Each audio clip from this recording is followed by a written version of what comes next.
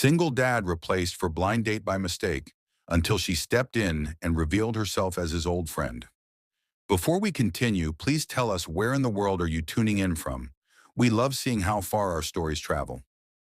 Alec Mitchell sat at table 14 in the Bridgeport Bistro at 7 p.m. on a Saturday night, staring at the menu like it was written in a foreign language. And he was seriously considering texting his sister Rachel that he had a work emergency, or his car wouldn't start, or literally any excuse that would let him escape this blind date he never should have agreed to in the first place. The restaurant was all exposed brick and soft jazz playing in the background, rain tapping against the windows in that moody Portland way. And every couple around him looked comfortable and happy, while Alec felt like he was wearing someone else's skin. His phone buzzed with another text from Rachel, his sister, who'd been harassing him for weeks to do this, and it said, "Her name's Hannah. She's amazing. Don't you dare bail on this." And Alec typed back, "I'm here, aren't I?" But his finger hovered over the send button, because being here and actually wanting to be here were two very different things. He'd been raising Maya alone for 4 years now, ever since he lost his wife Claire. And dating felt like learning to walk again after forgetting how your legs worked. Awkward and painful, and why bother when you could just stay still?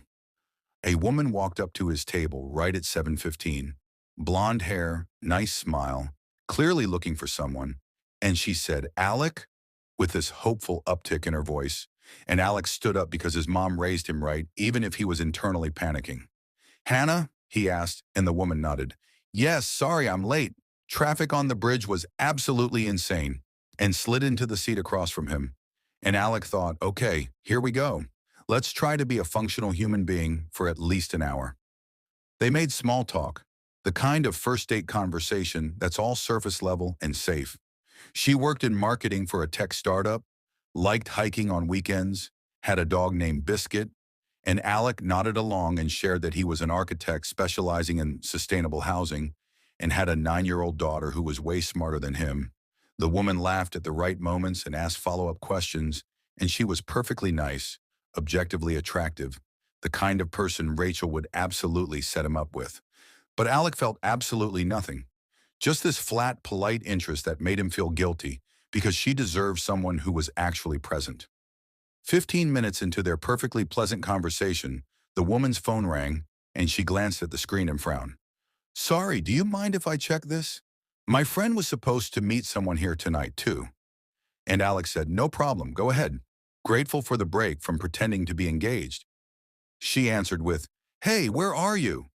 And then her face changed, confusion mixed with dawning horror, and she said, "Wait, you're here? At Bridgeport? Table 16? And looked across the restaurant where a confused-looking guy was sitting alone checking his watch. "Oh my God," the woman said, and looked at Alec with wide eyes. "What's your last name?" And Alex said, "Mitchell, why?" And she covered her face with her hand. "I'm supposed to be meeting Owen Parker. I think I sat down at the wrong table. I am so sorry, this is mortifying." Alex started laughing because honestly, this was the most interesting thing that had happened all night. And the woman was laughing too. That kind of embarrassed laughter that happens when you realize you've been part of a sitcom mix-up. And she stood up saying, "I'm Vanessa, by the way, and you seem really nice, but I should probably go find my actual date." Alec was still smiling when another woman walked through the front door, and he didn't notice her at first because he was watching Vanessa navigate her way to table 16. But then this new woman just stopped dead in the middle of the restaurant with her hand over her mouth like she'd seen a ghost. She was shaking rain off her dark green jacket, brown hair damp and wavy, and she was staring directly at Alec with an expression he couldn't quite read. Shock mixed with something that looked almost like pain, and she started walking toward him with slow, careful steps, like she was afraid he might disappear. "Alec," her voice came out shaky and uncertain. "Alec Mitchell?" And Alec looked up at her, really looked, and his brain was telling him he should know this person, but the connection wasn't firing. And he said, "I'm sorry, do I know you?" The woman's eyes were bright with tears. She was clearly trying to hold back, and she said, "It's me. It's Hannah Hayes from Lincoln High." And Alec felt the floor tilt sideways because Hannah Hayes, his Hannah Hayes from 20 years ago, his best friend who moved away senior year, and who he'd lost touch with and who he thought about sometimes late at night wondering where she ended up. He stood up so fast he nearly knocked his water glass over, just staring at her face. And yeah, okay, now he could see it. Those same green eyes that used to roll at his terrible jokes. That same smile that always made him feel like he was funnier than he actually was. Except she was grown up now, confident and beautiful in a way that made his chest tight. Hannah? Holy hell, it's really you. His voice cracked embarrassingly, and he didn't even care because Hannah Hayes was standing in front of him after 2 decades, and his brain was trying to process how this was even possible. Vanessa, who was still standing nearby, having not quite made it to table 16 yet, said, "I'm guessing you two know each other?" And Hannah's laugh came out more like a sob. "We were best friends in high school. I moved away 20 years ago, and we lost touch." And she was looking at Alec like she couldn't believe he was real either. Vanessa smiled, genuine and warm. "Well, I think this is definitely your table then. Good luck, you two." And she left, and Alec barely registered her leaving because Hannah was sitting down across from him, and he was still trying to make his brain catch up to reality. "I can't believe this. Rachel set me up with you. She didn't say, she just said someone perfect, and I had no idea." And Alec was talking too fast, words tumbling over each other, and Hannah was nodding. "She was my college roommate. She said she knew someone who needed to get back out there. I didn't know it was you, Alec. I had no idea." They just looked at each other for a long moment, 20 years of absence sitting between them like a physical thing. And Alec felt tears burning in his eyes because the last time he saw Hannah Hayes, they were both 18 years old standing in her driveway while her family packed a moving truck, and they'd promised to stay in touch. And then life happened, and they didn't. "What have you been doing for 20 years?" Alec asked, and his voice was rough with emotion. And Hannah laughed. "God, where do I even start? College in Boston, urban planning degree. Worked all over. I'm in New York now, but I'm here in Portland on a contract for 6 months." And Alec thought 6 months, only 6 months, but pushed that thought away. "What about you? Rachel mentioned you're an architect." And Alec nodded. "Yeah, stayed here in Portland, built a firm with some partners, got married, had Maya," and he watched Hannah's face carefully when he said married. "You're married," Hannah said, and it wasn't quite a question, more like she was testing how the words felt, and Alec's throat went tight. "I lost my wife 4 years ago now, Claire. She's no longer with us." And he used the words his therapist taught him, the ones that didn't make him feel like he was being torn apart every time he said them. Hannah's hand flew to her mouth and tears spilled over. "Alec, I'm so sorry. I didn't know. I had no idea." And Alec wanted to reach across the table and take her hand, but wasn't sure if that was okay after 20 years. "Wait," Alec said as something clicked in his brain. "Claire Jensen, did you know her? She went to Lincoln too." And Hannah nodded, wiping her eyes. "We had chemistry together junior year. She was kind, really kind. I heard you two got together senior year after I moved." There was something in her voice Alec couldn't quite identify, something sad and resigned. And he said, "Yeah, after you left, we started dating that fall." And the weight of all the things they weren't saying pressed down on the table between them. They talked for 3 hours, the restaurant staff politely cleaning around them and refilling water glasses, and they covered 2 decades in broad strokes. Hannah's career taking her to 6 different cities, Alec's journey through architecture school and marriage and fatherhood and loss, and it felt like no time had passed and also like an entire lifetime had happened. "I was at the funeral," Hannah said quietly around hour 2. 4 years ago, I flew in from New York. I stood in the back. You probably don't remember. There were so many people." Alec felt like he'd been punched in the chest. "You were there? Hannah, you were there and I didn't see you?" And Hannah's smile was sad. "You weren't really seeing anyone that day. You were just trying to survive it. I understood. I just needed to be there. You were my best friend once." Alec's voice came out barely above a whisper. "I'm sorry I didn't see you. I'm sorry I lost touch. I'm sorry for all of it." And Hannah reached across the table then and took his hand, her fingers warm against his. "You don't have to apologize for living your life. I'm just really glad I get to see you now." The restaurant manager came over apologetically around 10 p.m. Folks, I hate to interrupt, but we're closing up. And Alec looked around and realized they were literally the last people there, and he and Hannah both started laughing.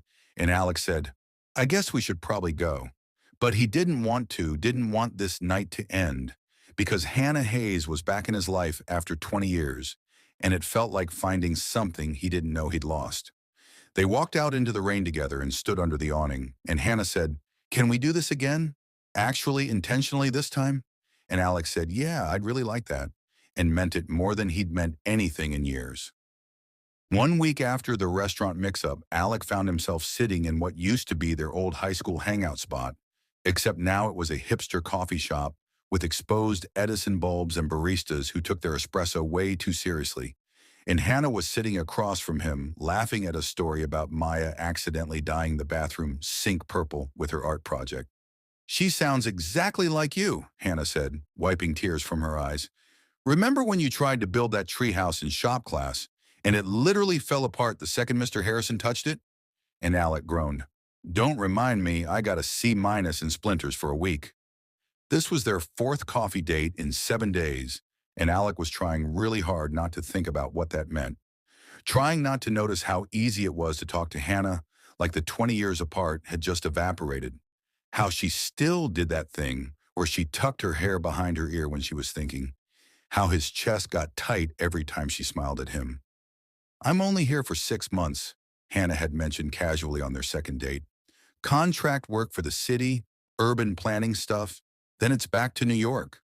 And Alec had nodded like that was totally fine, while his brain was screaming 6 months isn't enough. 2 weeks in, Alec did something he hadn't done since Claire passed. He invited someone to Maya's school art show, and when Hannah walked into the elementary school cafeteria, decorated with finger paintings and clay sculptures, Maya spotted her immediately. Dad, she came! Maya grabbed his hand and dragged him over to where Hannah was studying a watercolor painting of a mountain landscape, and Hannah knelt down to Maya's eye level without hesitation. You made this? Maya, this is incredible. You've got serious talent. And Maya's whole face lit up the way it used to before everything got hard. My mom used to paint. Dad says I got it from her. And Hannah's eyes met Alex over Maya's head, and the moment felt heavy with things neither of them could say. They fell into a rhythm that felt dangerous in how natural it was. Farmer's market on Saturday mornings, where Hannah would make Maya laugh by pretending to be scared of the vegetables. Hiking trails where Alec remembered Hannah still loved the outdoors. Dinners at Alec's house where Maya would help cook, and Hannah would tell stories about the 6 different cities she'd lived in. One night while Maya was doing homework at the kitchen table, she looked up at Hannah completely serious and said, I like you better than Dad's last date. She talked to me like I was a baby, and you talked to me like I'm a person. And Alec wanted to sink through the floor, but Hannah just high-fived Maya and said, That's because you were a person. A pretty cool one, actually.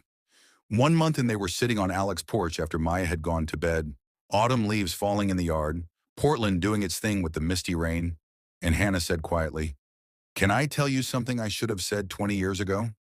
Alec turned to look at her. Of course, anything. And Hannah took this deep breath like she was about to jump off a cliff. I was in love with you in high school the whole time, like from sophomore year until the day I moved. And I never told you because you saw me as your buddy, and I was terrified of ruining that. Alec went completely still, his brain trying to process what she just said, and Hannah kept talking like if she stopped, she'd lose her nerve. When my dad got transferred and we moved to Boston, I thought maybe distance would make it easier. Maybe I'd get over it.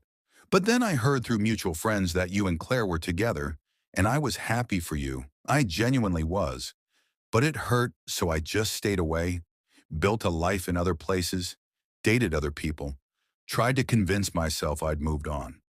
Her voice cracked on the last words, and Alec realized his heart was pounding so hard he could hear it. Hannah, I had no idea. Alec's voice came out rough, and he ran his hand through his hair. If I'd known back then, if you'd said something. And Hannah shook her head. You loved Claire, that was real. I'm not saying you shouldn't have chosen her. I'm just saying I spent 20 years wondering what if. They sat in silence for a minute, the weight of 2 decades of missed timing hanging between them. And Alex said, I did love her. She was everything to me. And when she passed, I thought that was it. Just me and Maya, just getting through each day.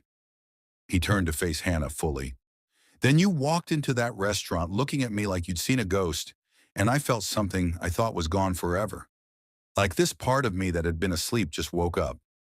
Hannah's eyes were wet, and Alec reached over and took her hand. I'm falling for you, and it scares the hell out of me because the last time I let myself love someone, I lost her, and it nearly destroyed me. Hannah squeezed his hand. I'm scared too. We're both terrified. So maybe we can just be terrified together?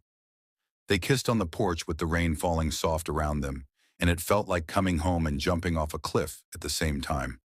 And when they pulled apart, Hannah whispered, Claire would want you to be happy. And Alex said, how do you know? And Hannah smiled through her tears. Because I knew her, not well, but enough. She loved you and Maya. She'd want you whole again. For the next month, they built something real. Hannah meeting Alex's friends, family dinners with Rachel, who kept giving Alec these knowing looks. Maya drawing pictures of the three of them that ended up on the fridge. Then early December hit and everything started falling apart in slow motion. Hannah got an email on a Tuesday morning, dream job offer in New York, senior urban planner position, the kind of opportunity people spend their whole careers working toward, and she stared at her laptop screen feeling sick because she had to give them an answer by Friday. That same week, Alex's firm landed the biggest contract they'd ever had, affordable housing development in Portland, 18-month timeline. He'd be lead architect, and there was absolutely no way he could leave the city. Hannah waited 3 days before telling him. They were at his place, and Maya was at a sleepover, and Hannah said, I got a job offer in New York. It's really good, like really, really good. And watched Alex's face do this complicated thing where he tried to look happy but couldn't quite manage it. That's amazing, Hannah. That's what you've been working toward. But his voice was flat and she could hear everything he wasn't saying, and she felt anger rising in her chest. When were you going to ask me to stay? Or were you just going to let me go without a fight? It's your dream job, Alex stood up, pacing his living room. I can't ask you to give that up for something that's been a few months, and Hannah stood too. Is that what this is to you? Just a few months? Just some nostalgia trip? Alex spun around. That's not what I meant, and you know it. But you have a whole life in New York, a career, an apartment, friends. I can't ask you to throw that away. Hannah felt tears burning. You're not asking me anything. That's the problem. You're just deciding for me that I'm leaving. You are leaving, though. Alex's voice got loud. Just like 20 years ago. Just like always, you leave and I stay here, and we lose each other again. And Hannah felt that hit her chest like a physical blow. That's not fair. I was 17. My family moved. I didn't have a choice. And Alex said, and now? What's the excuse now? And Hannah was crying for real now. I can't put my life on hold waiting for you to be ready to take a risk, Alec. I waited 20 years. I can't wait forever. She grabbed her coat and left before he could say anything else. And the sound of his door closing behind her felt like the end of something. A week of silence followed, the kind that gets heavier each day. And Alec threw himself into work while Maya asked every single morning, is Hannah coming over today? And Alec had to say, she's busy, sweetheart, while his daughter looked at him with eyes that saw way too much. Thursday night, Maya came into the living room, where Alec was staring at blueprints without actually seeing them, and she climbed into his lap even though she was getting too big for it. You and Hannah had a fight, she said, not a question, and Alec sighed. Yeah, baby, we did. Grown-up stuff. It's complicated. Maya was quiet for a minute, then said in this small voice, Mom wouldn't want you to be sad again. She told me before she left that I had to make sure you kept living, and you were smiling with Hannah. But now you're not. Alec felt his throat close up because his 9-year-old daughter was carrying weight she shouldn't have to carry, worrying about him when he should be worrying about her. Sometimes people can't be together even when they want to be, Alec said, and Maya shook her head. That's dumb. If you love someone, you should fight for them. That's what all the movies say. Friday morning, Hannah's deadline to accept the New York job. Alec woke up to find Maya gone and a note on the kitchen counter in his sister Rachel's handwriting. Took Maya for breakfast. She had something important to do. Don't freak out. And Alec immediately freaked out. Maya's note arrived at Hannah's apartment on Friday morning, 2 hours before her deadline to accept the New York job. And it came through Rachel, who showed up at her door looking guilty and determined at the same time. My niece made me promise to deliver this, Rachel said, handing over an envelope covered in stickers and Maya's careful handwriting that said to Hannah, with a heart dotting the I. Hannah opened it with shaking hands and read words that absolutely destroyed her. Dear Hannah, my dad is sad again, like when Mom left us. But he was happy with you, really happy. Please don't go away forever. He's scared. But he loves you, I can tell. Love, Maya. With a drawing underneath of three people holding hands. Hannah sat down hard on her couch and just started sobbing while Rachel made coffee and waited. And finally Hannah said through her tears, I can't stay just because a 9-year-old asked me to. That's not fair to her or to me or to anyone. Rachel sat next to her. You're right, you can't stay for Maya, but you could stay for you. You could stay because 20 years ago, you loved my idiot brother, and you still do, and maybe this time, you both get it right. Hannah stared at the letter, at Maya's drawing, at the future she was supposed to choose in 2 hours. He told me to take the job. He basically pushed me toward the door. What am I supposed to do with that? My brother is terrified of losing people, Rachel said quietly. He lost Claire and it nearly broke him, watching her slip away over months not being able to stop it. So now he pushes people away first before they can leave him. It's stupid and self-destructive, but it's what he does. Hannah wiped her eyes. So what? I'm just supposed to ignore what he said and stay anyway. And Rachel smiled. No, you're supposed to tell him what you want and make him fight for it. Make him take the risk. Don't make it easy for him. That same night, Alec was sitting at Claire's grave for the first time in months, rain soaking through his jacket, but he didn't care. Just sitting there talking to a headstone like that would somehow give him answers. I met Hannah again, my best friend from high school, and I'm falling for her, and I messed it up because I'm scared. And his voice cracked, saying it out loud. She's leaving, going back to New York tomorrow, and I told her to go because I'm an idiot who can't handle the idea of losing someone again. He sat in the rain getting completely drenched. Maya misses her, I miss her, and I don't know what to do. A memory hit him so hard he actually gasped. Claire near the end, holding his hand with what little strength she had left, making him promise. Don't stop living. Promise me you'll let yourself be happy again. Maya needs to see that joy is still possible after loss. Alec had promised through his tears, and then spent 4 years breaking that promise, just surviving, just going through motions. And Hannah had come back into his life and reminded him what living actually felt like. He stood up, rain streaming down his face mixing with tears. I promised you I'd keep living, and I've been breaking that promise. But I'm gonna fix it. I'm gonna fight for this. Alec drove to Hannah's apartment at midnight, took the stairs 2 at a time, knocked on her door probably too loud for this time of night, and when she opened it looking confused in pajamas with red eyes from crying, he just started talking. I love you. I think I've loved you since we were 16, and I was too stupid to realize it. And I'm terrified because the last person I loved left me, and I barely survived it. But you were right. I can't keep living in fear, and I can't let you go without fighting for this. Hannah just stared at him, standing there soaking wet and desperate. Alec, what are you doing here? Don't take the job, Alec said, and Hannah's face fell. You can't ask me to give up my career. And Alec shook his head. No, I mean, take the job. Take the amazing job you earned. But let me come with you. Let me and Maya come with you to New York. Hannah's mouth literally fell open. What are you talking about? You can't just uproot your whole life, your firm, Maya's school, everything? And Alex stepped closer. My firm's been wanting to expand for years. East Coast presence. I talked to my partners. We're opening a New York branch, and I'm heading it up. You talked to your partners? When? Hannah's voice came out barely a whisper, and Alex said, 2 hours ago, I called an emergency meeting, told them I was opening New York whether they were in or not, and they said yes. Hannah was crying now. Alec, you can't make this decision based on a few months. What if it doesn't work? What if we're making a huge mistake? And Alec took her hands. We've known each other for 24 years. We just took a really long break in the middle. And yeah, maybe it's crazy, but I'd rather be crazy with you than safe and miserable without you. What about Maya? Hannah asked, and Alex smiled. I showed her pictures of New York, told her about the art programs and the museums in Central Park, and you know what she said. She said, if you're there, then she wants to go. She actually helped me pack a suitcase tonight like we were leaving tomorrow. Hannah laughed through her tears. This is insane.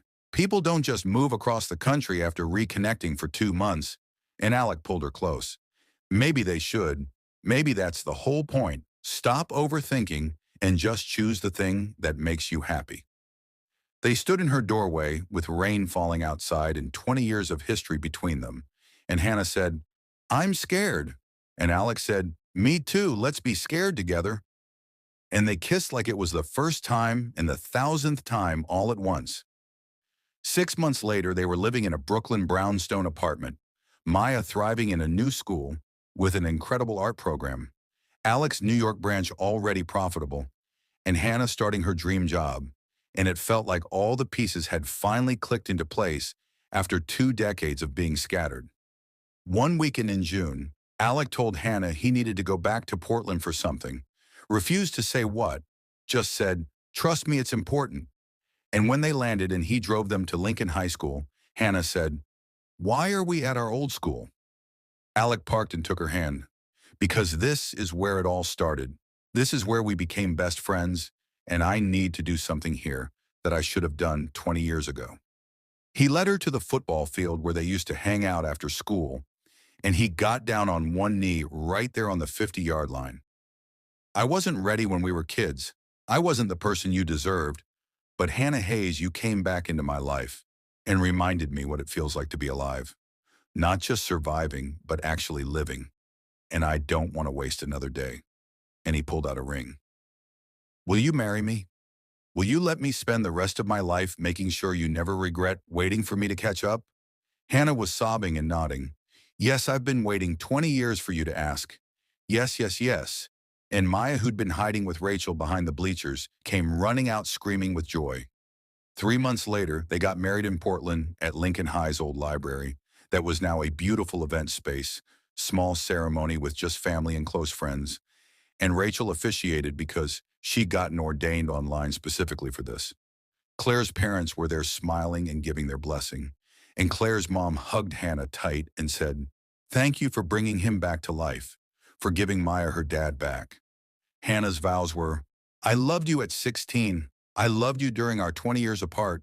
And I'll love you every day for the rest of our lives. Sometimes the long way around is exactly the right way.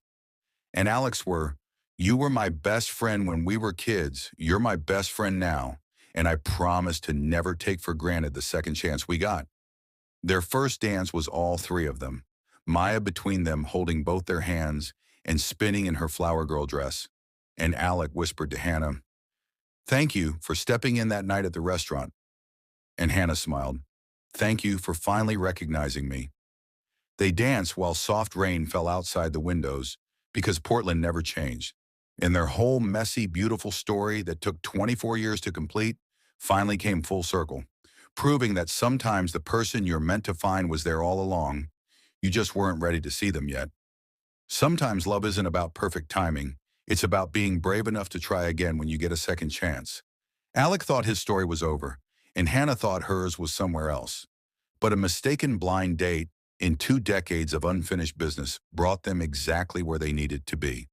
If this reminded you that it's never too late for second chances, that old friends can become forever love, and that the long way around can still get you home, hit that subscribe button, share this with someone you lost touch with. Thanks for being here with us.